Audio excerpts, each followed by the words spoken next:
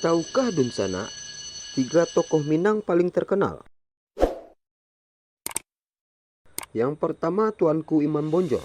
Tuanku Imam Bonjol adalah seorang ulama, pemimpin dan pejuang yang berperan melawan Belanda dalam peperangan yang dikenal dengan nama Perang Padring. Tuanku Imam Bonjol lahir di Bonjol, Luha Agam, Pagaruyong pada 1 Januari 1772 dengan nama Muhammad Syahab. Yang kedua, Muhammad Hatta. Muhammad Hatta adalah tokoh besar di Indonesia dan juga di dunia. Bersama Soekarno menjadi proklamator kemerdekaan Indonesia sekaligus menjadi wakil presiden pertama Indonesia.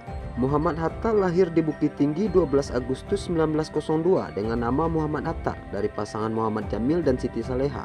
Dan yang ketiga, Kiai Haji Agus Salim. Agus Salim adalah seorang pejuang kemerdekaan Indonesia. Ia ditetapkan sebagai salah satu pahlawan nasional Indonesia.